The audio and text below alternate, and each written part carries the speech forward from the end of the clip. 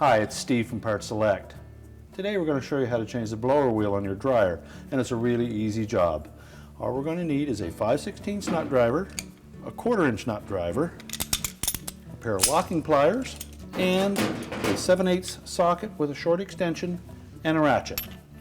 Let me show you how we do it. Now before we begin this repair, since we will be working near some electrical circuits, we'll want to disconnect the power to the dryer. So simply pull the plug if it has a cord on it, and if it's a hardwired dryer, we'll need to locate the circuit breaker panel or the fuse panel and disconnect the power there. Now our next step will be to remove the front panel from the dryer.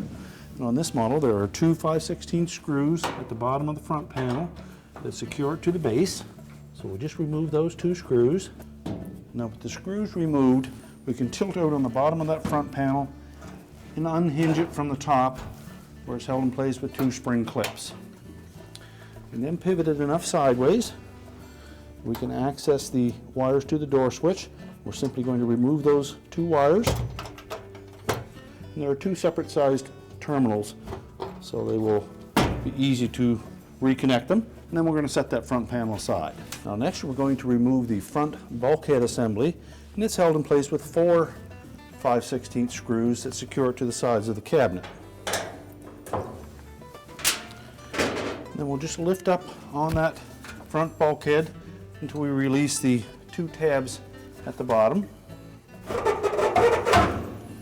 and then tilt out on the bottom and remove it from the dryer cabinet. Now next we'll want to remove the drum, and to make that a little easier, we will remove two screws that are in each front corner that secure the main top to the cabinet.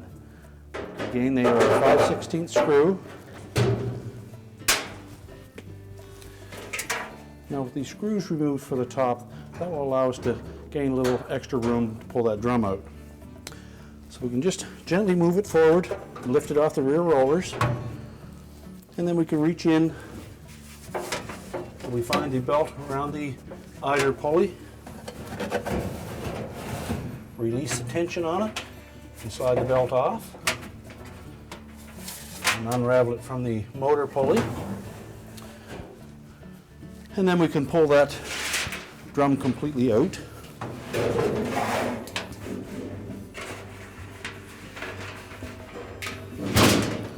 And we'll set that aside. We'll also remove the belt.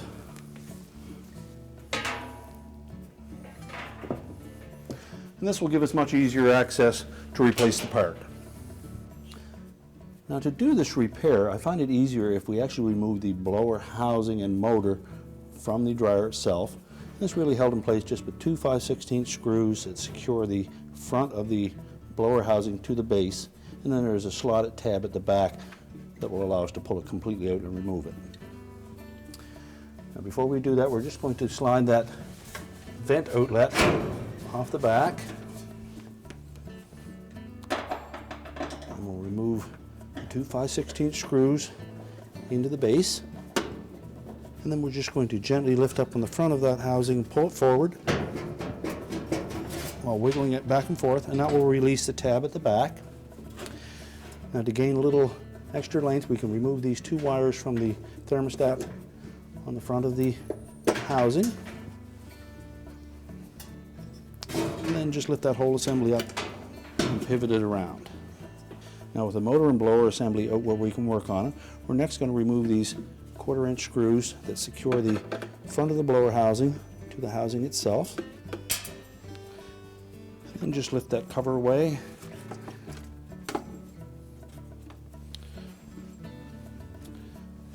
Now next we're going to turn the whole assembly around so that we can access the motor pulley at the back where we can clamp our locking pliers on it.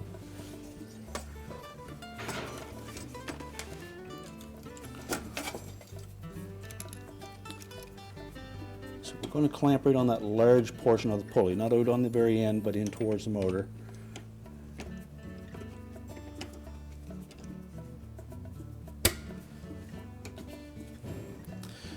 Now we can again just pivot that assembly around.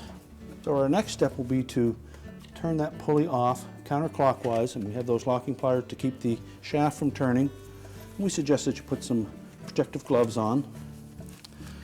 and then grasp both sides of that pulley and give it a sharp turn, and then just simply unthread it.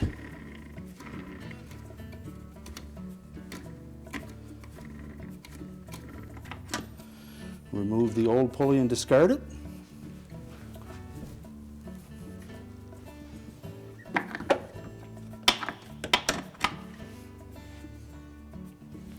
And then just remove the old blower wheel and discard it.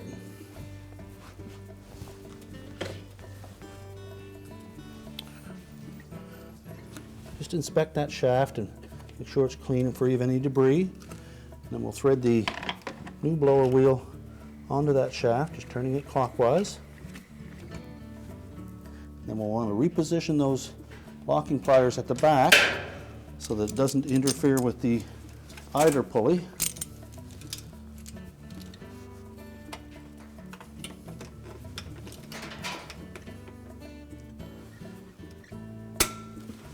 Well, that will allow us to tighten that clockwise. And the replacement blower wheel does have a 7/8 hub in the center that we can simply use our socket and ratchet on, and that will allow us to tighten it securely.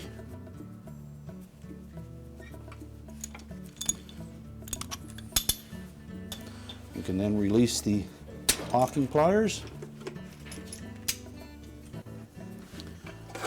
rotate the cover to the blower housing back into position, and we can replace those 1/4-inch screws. And just make sure that we have all of those screws started before we tighten them. That will ensure that we have proper alignment of that cover. And go around and tighten them all. And then now we can lift that assembly back into the dryer. We'll want to make sure that we line up this rear tab with the slot in the base frame.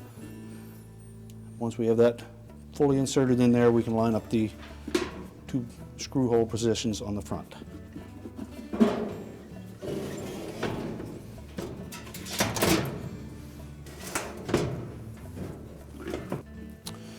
Next, we'll replace the 2 5/16 screws that hold those tabs on the front to the actual base frame, and make sure those are tightened securely.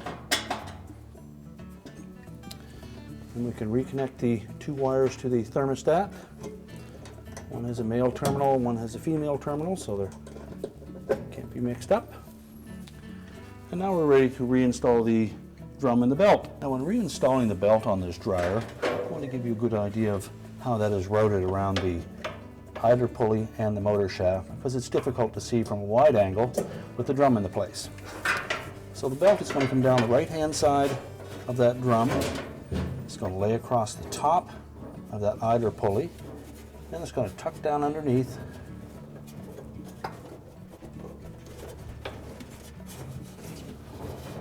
And then come over and go around the motor pulley. And when it's tightened, it will look like that. Now, when reinstalling the drum, I suggest that you wrap the belt around it first, and then just take up the slack with your hand and hold it tight. And we're going to slide it up over top of the blower housing, and if need be, you can just lift that top just enough so that we can slide it in. And we're going to set the rear of that drum on top of the rear drum rollers.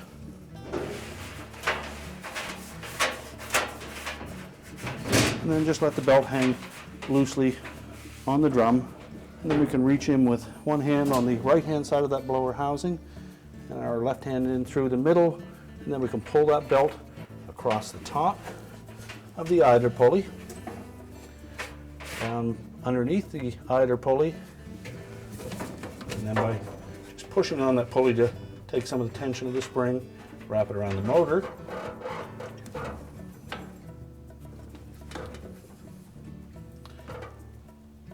And then while putting some pressure on that idler arm that is attached to a spring, just to release the tension some, we can wrap that belt around the motor pulley and back out under the bottom of the pulley off to the left and around the drum. Now I suggest that we turn that drum counterclockwise a couple of turns just to make sure that the belt lines itself up properly. So hold the drum up against the rear bulkhead, and you should notice the blower wheel turning at the same time. And we can now put the front bulkhead on. Now when reinstalling that front bulkhead, there's a couple things we want to make sure of, and that is the inlet to this chamber has to line up inside of that felt gasket. So make sure that that's flared out just enough. We'll tuck that down roughly into position.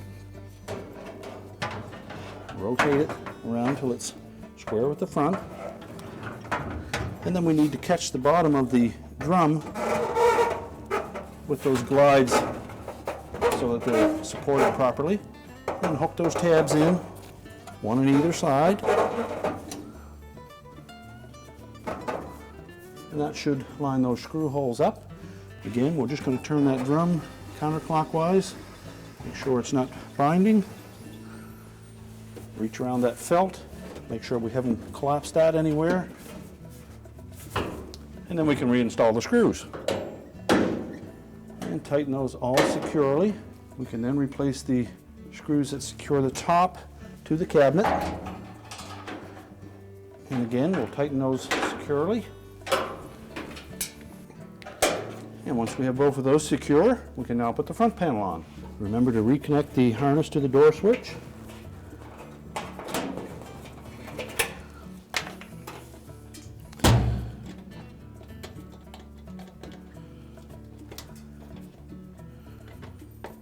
And make sure that those connections are secure. Then we'll rotate that front panel around and line it up, and make sure that the two spring clips at the top engage the lip at the front of the main top.